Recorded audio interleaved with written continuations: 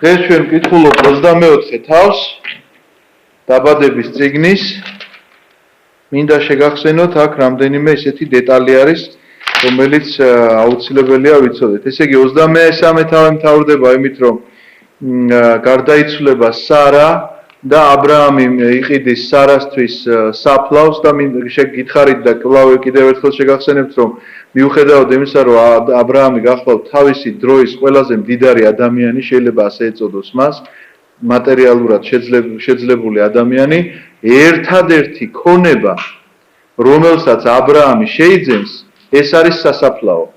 მეტი არაფერი აბრაამს არ შეუძენია, მინდა გითხრათ, ისე წავიკითხავთ ჩვენ მის ცხოვრებას და ისე დავამთავროთ მის ცხოვრებას, რომ ნახავთ, რომ აბრაამს არაფერი არ შეუძენია ერთადერთი ქონების გარდა, რომელიც არის სასაფლაო და ეს არის მახპელას გამოქვაბული.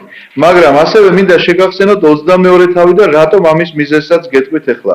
ნახეთ 22 თავში მოთხრობილი იყო ისააკის ხვებშეწირვის აბრაამის მიერ ისააკის ხვებშეწირვის შესახებ. ეს ისტორია თქვენ კარგად გახსოვთ, რომ წინასახი არის მაცხოვრის შეწირვისა, რომელიც ჩვენი ცოდვებისთვის ჯვარს გაეკრა, მაგრამ დასასრული 22 თავისაა გახლავთ შემდგომი. ამ ამბების შემდგომ მოხდა, ანუ ამ როდესაც ისინი დაბრუნდნენ მორიას მთიდან და ემცნო აბრაამს, რომ აჰა მილქასაც უშვია ვაჟიშვილები ნახორისთვის, შენი ძმისთვის, ანუ აბრაამის ძმასაც შეეძინა შვილები. უცი მისი პირმშო და ბუზი, ამის ძმა კემუელი, არამელთა მამა, ქესედი, აზო, ფალდასი, იდლაფი და ბათუელი, ხოლო ბათუელს შეეძინა რებეკა. ანუ ხო ჩამოთვლილია რამდენიმე კაცის სახელი, მაგრამ აქვე წერია ბათუელს შეეძინა რებეკა, ეს 8 უშვა მილქამ ნახორს აბრაამის ძმას. მის מחარჭამად სახელად რეუმამ შვა ვაჟები, ტებანი, გახამი, თახაში და მაყაკა. ნახეთ სახელები ჩამოთვლილია, მაგრამ ჩვენ შეგნებულად წავიკითხეთ და თვითონ წინა წერილი შეგნებულად ჩერდება და მხოლოდ რებეკას ასახელებს ერთადერთ ქალს, იმიტომ რომ ის მომავალი ცოლი არის ისააკისა, რომლის შესახებაც დღეს ჩვენ 24 თავში უნდა წავიკითხოთ, რომ როგორ მოხდა მათი შეუღლება და რას აკეთებს აბრაამი. 24 თავის დასაწყისი. მოუხუცდა აბრაამი, ხანში შევიდა, ყველაფრით ნაკურთხი ყავდა უფალს აბრაამი. ხანში შევიდა, რა თქმა უნდა, ვიცით, რომ ჯერ 100 წლის იყო, როდესაც ისააკი დაიბადა და ისააკმა რო ცოლი მოიყვანა, დაახლოებით 40 წლის იყო თვითონ ისააკი. შესაბამისად, უნდა კაცრავად ვიგულისხმოთ, რომ აბრაამი ამ დროს 140 წლის გახლავთ, შესაბამისად ხანში შესული ქვია მას ნამდვილად, იმიტომ რომ ამ პერიოდში უკვე სიცოცხლის წლები დაკლებულია. თუმცა კი ის 175 წლამდე იცოცხლებს, მინდა გითხრათ, ანუ კიდევ 35 წელი კიდე იცოცხლებს, მაგრამ ყველაფრით ნაკურთხი ყავდა უფალს აბრაამი, ამაში სხვადასხვა თარგმანებში შეიძლება შეგხვდეთ, რომ აბრაამი ყველაფრით იყო სავსე და თითქოს ამ ქვეყნიურს გულისხმობს, მხოლოდ რომ ძალიან დიდარი იყო, არა. პირველ რიგში სულიერი სიმდიდრე ჰქონდა ამ ადამიანს, სარწმუნოებრივი სიმდიდრე ჰქონდა და ამის შემდგომ შეიძლება ამ ქვეყნიურზეც ილაპარაკო, იმიტომ რომ ნაკურთხი იყო ყველაფრით, რომ ნამდვილად ესე იყო, რომ ყავდა ძალიან ბევრი ცხვარძროხა, ყავდა ძალიან ბევრი ესე იგი ადამიანები, რომლებიც მსახურობდნენ მის ამ საქმეში და რასთავარია, ეს იყო ერთი რელიგიური რაღაცა შეიძლება ითქვას, რუსები რომ ეძახიან აფშინას და რაღაცა საერთო ჰქონდათ ყველაფერი და რელიგიური ნიშნით გაერთიანებული ადამიანები იყვნენ. უთხრა აბრაამმა თავის მორჩილს, თავის სახთუხუცეს, მთელი თავისი ქონების გამგებელს, საზარდულ ქვეშ ამომიდევი ხელიო. ეს არის ელიაზარზე, დამასკოელ ელიაზარზე ლაპარაკი, რომლის შესახებაც ჩვენ უკვე ერთხელ აღვნიშნეთ და გითხარით ელიაზარის შესახებ, ვინც იყო და რაც იყო, ეს იყო აბრაამის მოურავი, პირველი კაცი შეიძლება ითქვას, მარჯვენა ხელი მისი დამხმარე და ამ ელიაზარს რაღაცა დავალება უნდა მისცეს. ეს იყო ფიცის ერთგვარი გამოხატულება. რას ნიშნავს საზარდულ ქვეშ ამომიდევი ხელი? მოგეხსენებათ, საზარდული არის აი ესე თეძოების გაყოლება, აი ეს ადგილი წელს ქვემოთ და აი ეს ფიცი ხდებოდა ამ ადამიანებისთვის, ამ რელიგიური შეიძლება ესე ითქვას დაფიცებას წარმოადგენდა ეს, რადგანაც რა არის ჩვენთვის ქრისტიანებისთვის ფიცი. როდესაც ადამიანი პირჯვარს გადაიწერს და ამბობს, რომ აი რაღაცა ესე არის თქვა შეიძლება და ეს მისთვის ფიცი იყოს, რაღაცა აღთქმის დადებაც იყოს, ან ესე გავაკეთებ, ან პირიქით რაღაცა სიმართლეზე ამბობს, რომ ეს ნამდვილად ესე იყო და პირჟორს ანუ ფიცის ან გამოხატულება თავისი სარწმუნოების, ესე შეიძლება ითქვას, რომ ფიცია შენი სარწმუნოების გამოხატულება.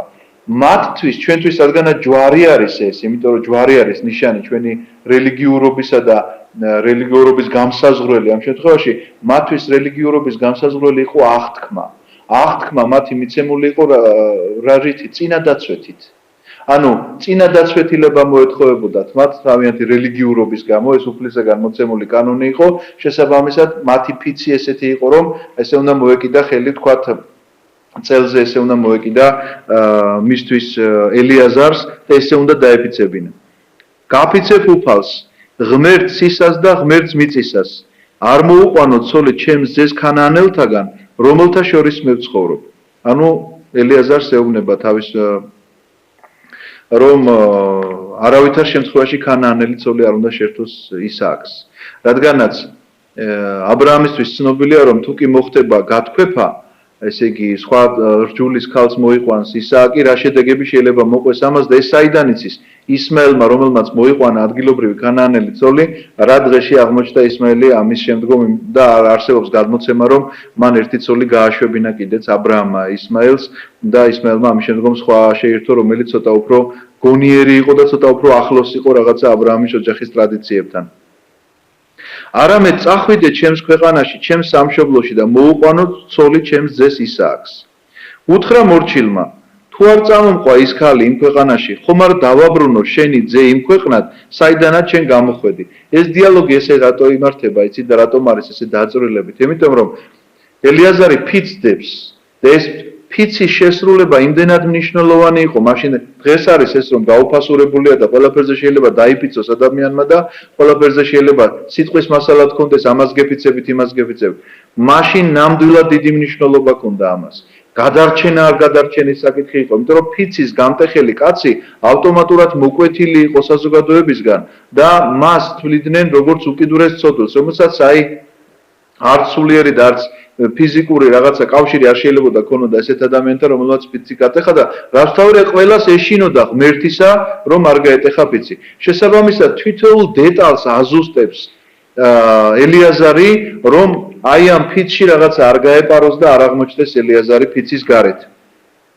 ამიტომ აზუსტებს და ეუბნება, რომ თუ ვინიცობა ეს ქალი არ წამოვყვა მე აქეთ, მაშინ მაქვს თუ არა უფლება რომ მოვკიდო შენს ისააკს ხელი და იქეთ ჩავიყვანო, იმიტომ რომ ქანაანელი ქალი რომ არ გინდა ეს პირობა თავიდანვე დააყენა აბრაამმა და თქვა რომ გაფიცებ არ მოუყვანო ქანაანელი ქალი. ეს გავიგე.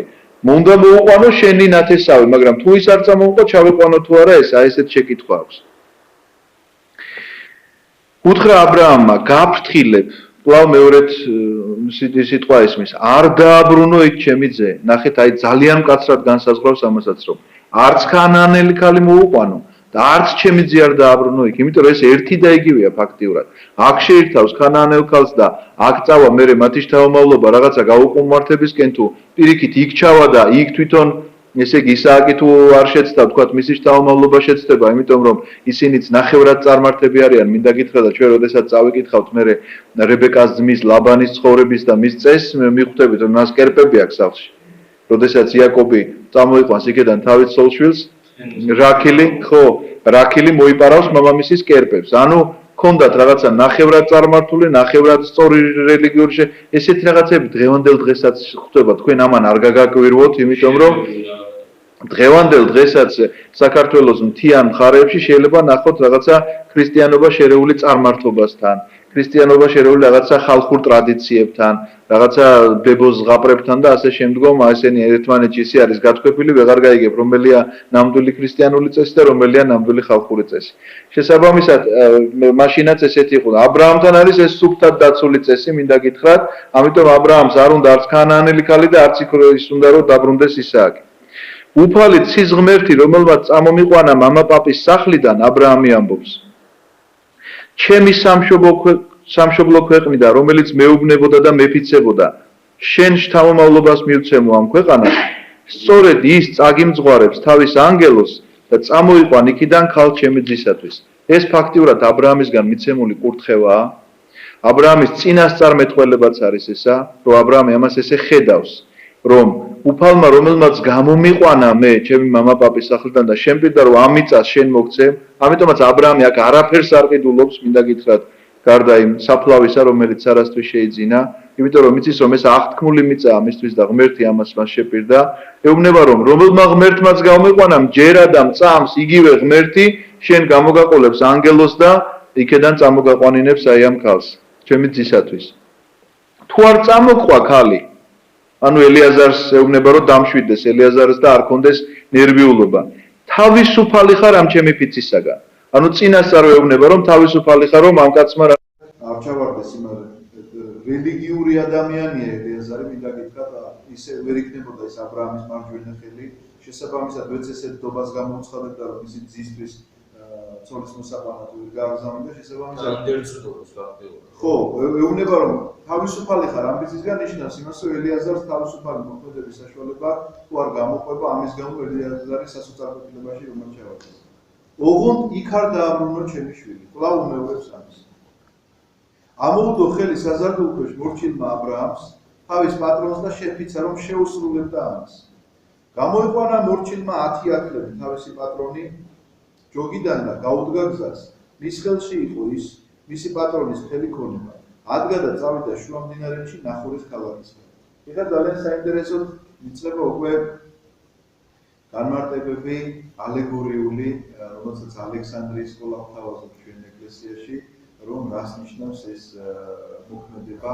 აქ ამბობენ რომ აბრაამი განასახიერებს მამა ღმერთს, ისააკი განასახიერებს ძე ღმერთს, ელიაზარი განასახიერებს სულიწმინდა ღმერთს, რომელმაც საზძლო განასახიერებს რებეკავის ეკლესიას. ამიტომ სულიწმინდა ეძებს სიძისთვის საზძლოს. ანუ თვითონ არის შუამავალი, სულიწმინდა არის შუამავალი სიძესა და პატარძალს შორის, რომ ისინი შეერთდნენ და ერთად იყვნენ.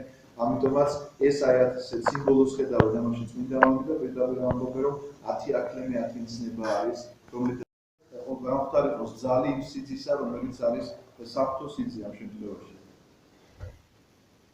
ჩამოხლა ათლემები, აქ კიდევ ერთი რამ წერია, რომ არ გამოგჩეს რომ მის ხელში იყო მისი პატრონის მთელი ქონებაო, ხაზგასმულია ელიაზარის და თანამდებობა კი არა, ნდობით აღჭურვილობა, რომ ეს ადამიანი რამდენად ნდობით აღჭურვილია აბრაამის მხრიდან. ჩამოხლა ათლემები ქალაქის გარეთ ჭასთან საღამო ხანს, წყლის მზიდავი ქალების გამოსვლის ხანს. ჩვენ არაერთი ვილაპარაკი ჭის მნიშვნელობაზე მოკლედ აი ამ აბრაამის პერიოდში. რა იყო ჭის მნიშვნელობა? მოგეხსენებათ ეს უდაბნო ადგილია, იქ არ არის ისე რომ წყალი მოჩქეფდეს, ყველა საერთოდ გაიხედა, არ არის ეს საქართველოსნაირად, რომ სადაც ჯობს და არ წავს წყალი ამოდის, არამედ პირიქით წყალი დეფიციტია და ამიტომ აქვთ რაღაცა საერთო ჭა, იმის ირგვლივ შეიძლება იყოს ან ქალაქი, ან სოფელი, არ აქვს მნიშვნელობა და ამაზე არის ძალიან დიდი ლოდი. შესაკრებელი ამ ჭასთან არის ყოველ შემთხვევაში, იმიტომ რომ ერთ და იმავე დროს გამოდიან ჭიდან წყლის ამოსაღებად. რადგანაც ეს არის ქალაქ გარე კარიბჭეა, აქ იკრიბებიან საჯულებიც, აქ იკრიბებიან ადამიანები, რომლებიც საღამო ხანს, როდესაც უკვე ჩრდილი წამოდის და ცოტა რაღაცა შვებას იგრძნობენ ადამიანები, ერთად ჩამოჯდებიან, ერთმანეთს აზრებს გადასაწყვეტ საქმესაც აღწყვეტენ და ამავდროულად მამაკაცები, რომლებიც ამ დიდ ლოდს გადასწევენ იმისგან, ჭისგან, რომ ადამიანებს წყლის ამოღების საშუალება ჰქონდეთ, შესაბამისად ეს არის მათი შესაძლებელი. უნებრივი არ ჩერდება ელიაზარიც, იმიტომ რომ იცის რომ აქ მოგროვდება ის საზოგადოება, სადაც მას შეუძლია გაარკვევს აბრაამის ნათესავების საცხოვრებელ მინარიან ახალყია და შეიძლება თუ არა მათთან სტუმრობა. თუმცა კი ჩამოხლა ათლემები, როგორც უკვე გითხარით, მაგრამ ნახეთ იწნევს ელიაზარი ლოცვას. აქ ეს ტექსტი წერია და არ წერია რომ ლოცვას იწნევსო, მაგრამ ნახეთ აბა თუ არ არის ლოცვა. თქვა ელიაზარი, ვისეუბნება, რა თქმა უნდა ღმერთს. უფალო ჩემი პატრონის აბრაამის ღმერთო, ხელი მომიმართებ დღევანდელ დღეს. რა თქმა უნდა ლოცვა არის, ღმერთს ელაპარაკებ. მადლი უყავი ჩემს პატრონს აბრაამს. აჰა ვდგავარ ჭასთან და ამ ქალაქის მკვიდრთა ასული, სადაცაა გამოვლენ წყლის ამოსაღებად. აი ამ ქალაქით, ანუ რაღაცა გარკვეული დროა ისეთი მოსაღამოვებულია, რომ წესით უნდა მოვიდნენ ასული წყლის ამოსაღებად. თუ მოხდა და ყმაწვილ ქალმა, რომელსაც ვეთქვი, პირი წაუქციე შენს კოკას, წყალს დავლენ მეთქი. მითხრა შენ ძდალიე და აკლემებსაც დაგირწყულებო, სწორედ ის იქნება შენი მორჩილისთვის. ისააკისთვის რომ ხავს დანიშნული, მიუხვდები რომ მადლი უყავი ჩემს პატრონს. ანუ ელიაზარი ამ შემთხვევაში არავინ იფიქროს რა კითხავს. ლოცულობს ასე. ღმერთს თხოვს რომ ის კი არა რომ თქვა გაიკითხავს ვინ არის აბრაამის ძმა და საცხოვრობს და მე იმას შვილი ვიყავს და აბა ქალიშვილი ვინ დაიბადა თქვენს ოჯახში და ვის უნდა ისააკის ცოლობა. არა.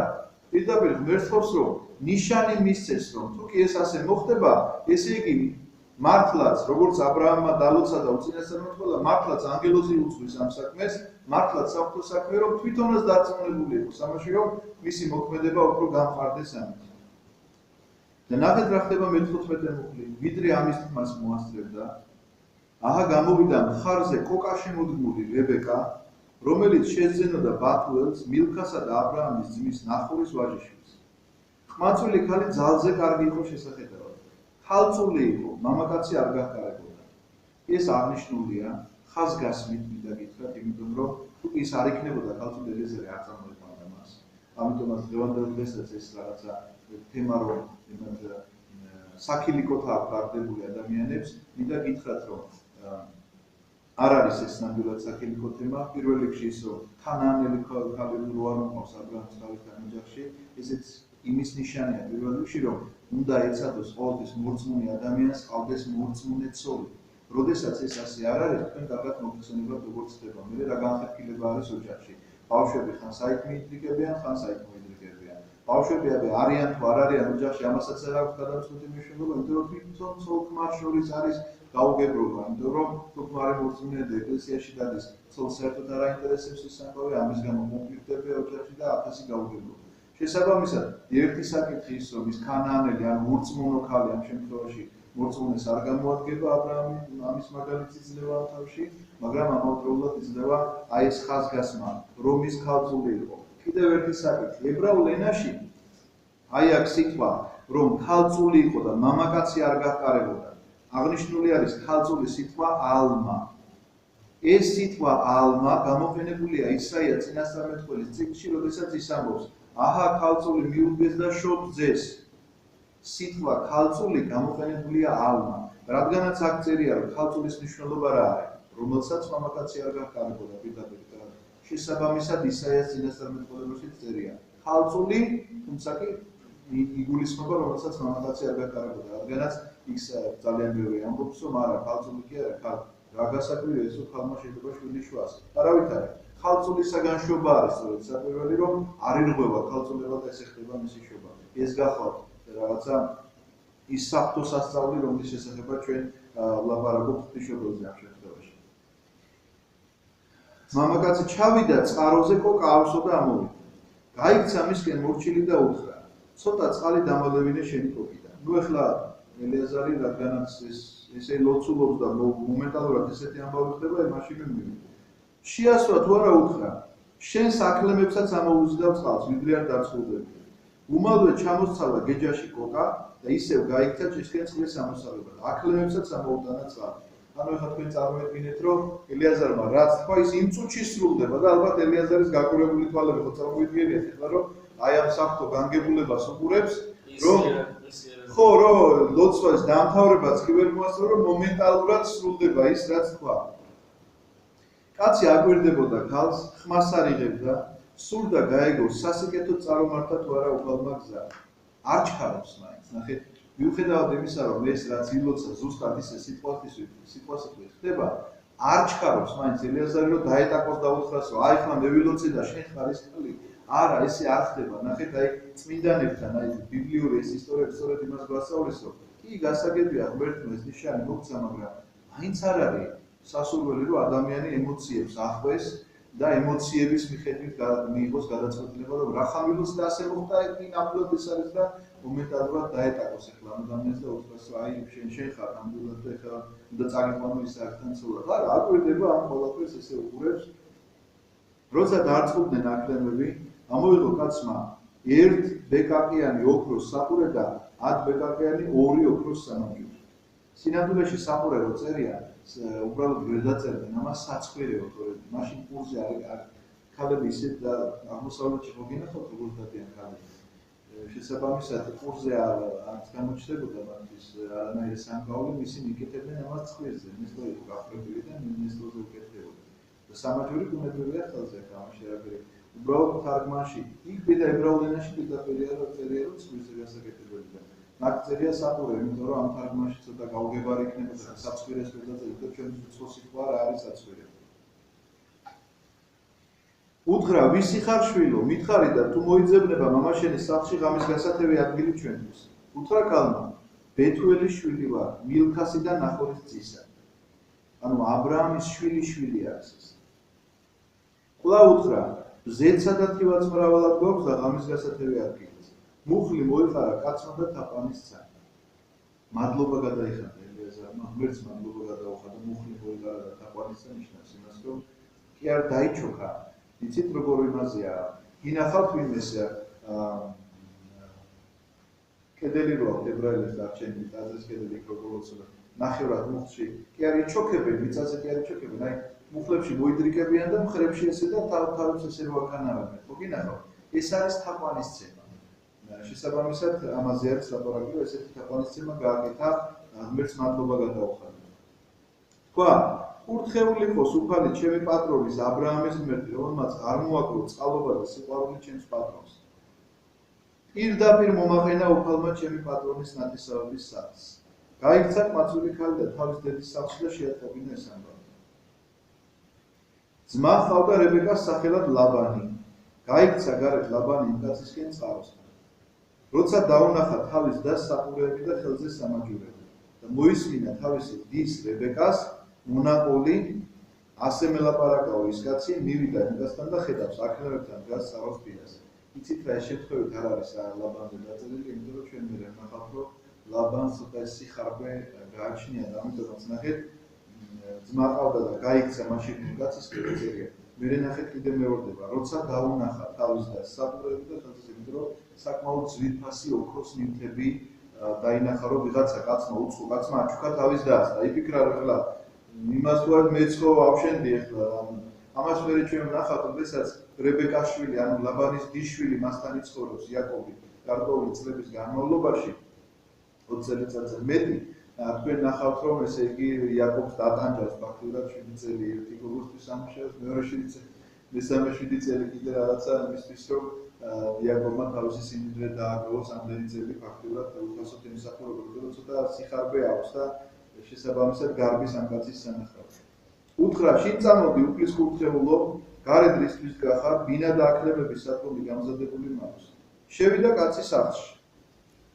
შეხსნა ლაბანმა აქლებებს საკაზმები, აქლებებს ბზე და საკვები დაუყარა მას და მის თანხლებ კაცებს ფეხის დასაბანად წყალი მიუტანა. ფეხის დაბანა აღმოსავლეთის ტრადიციაში იყო ყოველთვის დიდი პატივისცემის გამოხატულება.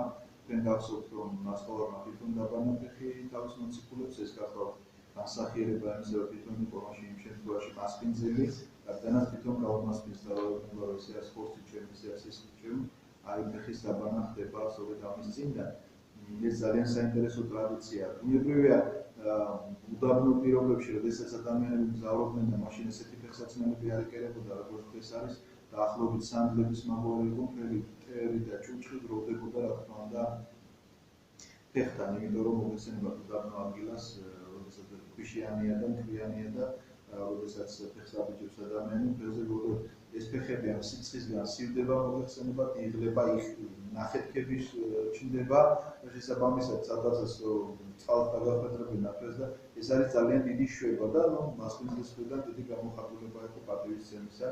ამიტომ ფეხის დასაბანად წყალი მიუტანა ჩვენ სხვა ადგილასაც შევხვდებით ამას, როდესაც წავიკითხავთ სხვა თავებს. გაუშალე სუფრა, მან კი უთხრა, არ შევჭამ ვიდრე ჩემს ადგილს არ ვეთქვი. უთხრა ლაბანმა თქვი. ნახეთ ლაბანი აქ დაასწრებს ისევ მამამის უნდა ელაპარაკოს, ცოცხალია მამამისი ჯერ კიდევ ლაბანის მამა.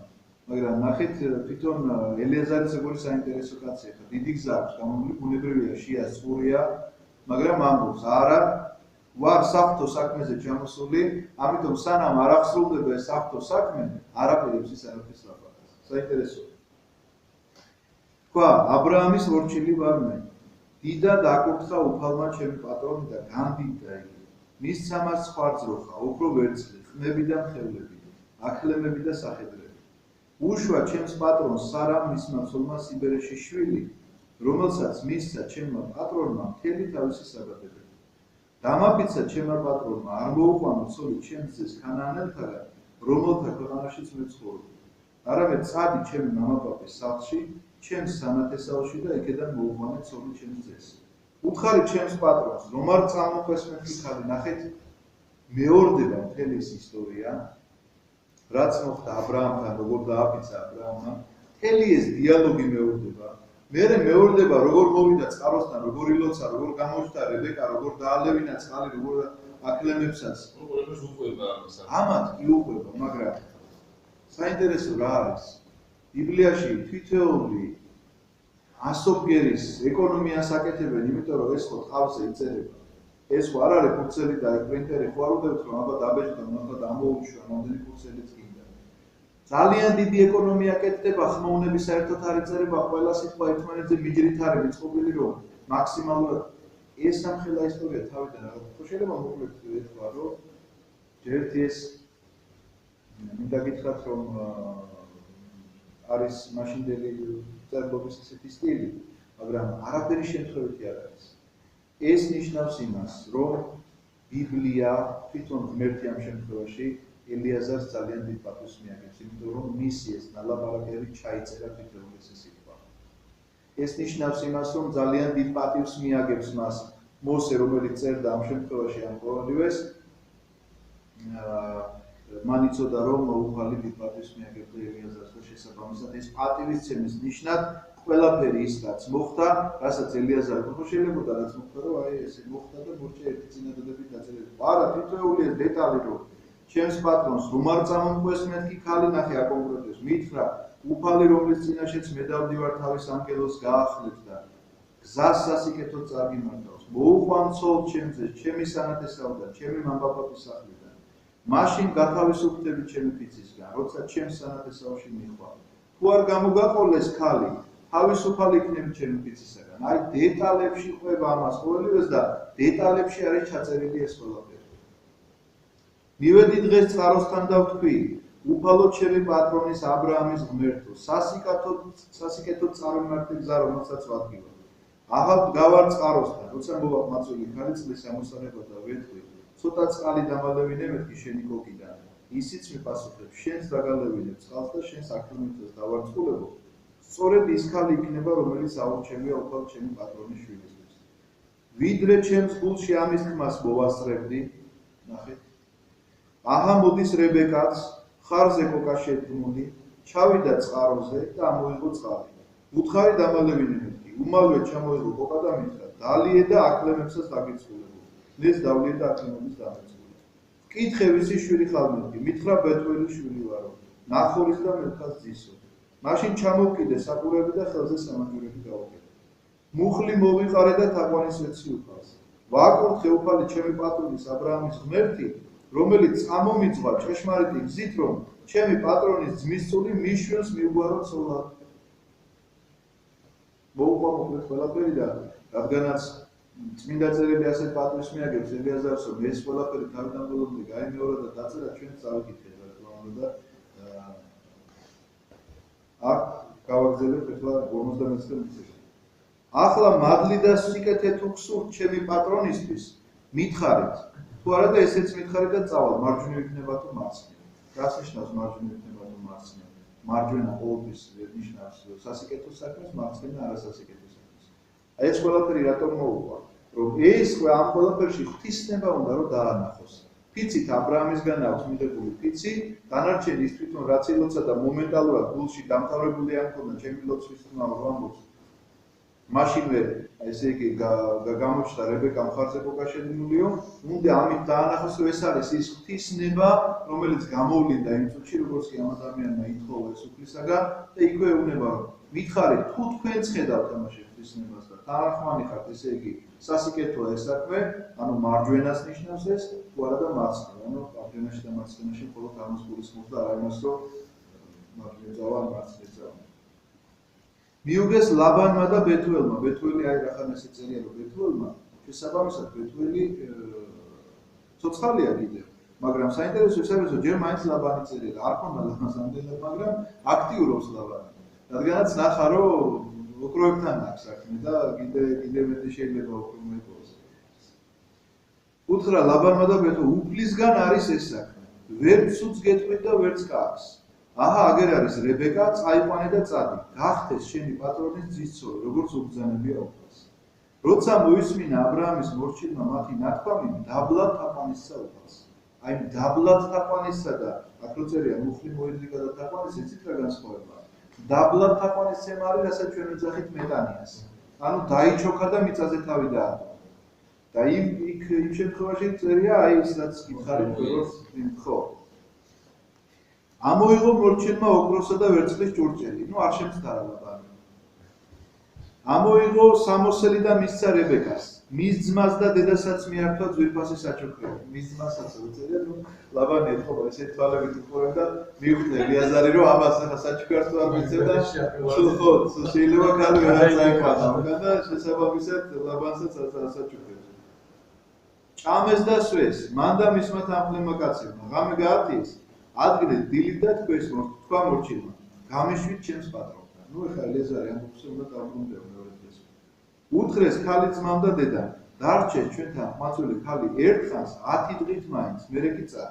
რატომ წერია იცით ეს სიტყვები რომ ამ ღამეს მამები ესე ვარაუდობენ და გარდამცემა არსებობსო, ბათუელი გარდაიცვალა. საიდან ჩანს ეს აქვე გამოჩნდება ახლა რომ წავიკითხავთ ამ ტექსტს. ეუბნებიან რომ ერთი 10 დღე დარჩეს გლოვის დღეებია.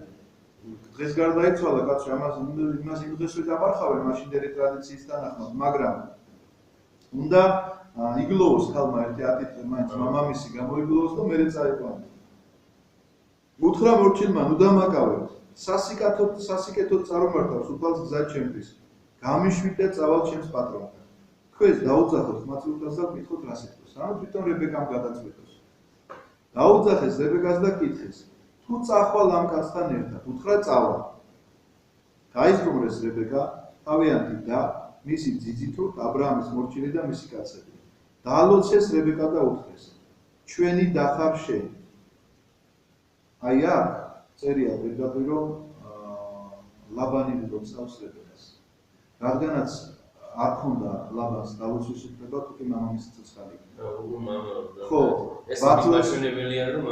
ბათუელი უნდა გამოსულიყო და ბათუელს უნდა დაელოცა თავისი ქალიშვილი, უნდა ეთქვა შვილო, აი ახლა რაც წერია აქ რომ ევრათასჯერ იმრავლე, თავისი მტრების ქალაქებში დაიმკვიდრო შენმა თავმომავლობამ, ეს სიტყვები უნდა ეთქვა ბათუელს, მაგრამ რადგანაც ბათუელი აქედან ჩანს, რახან ლაბანი ამბობს ამ სიტყვებს, შესაბამისად ბათუელი იმრავლეს გარდაიცვალა.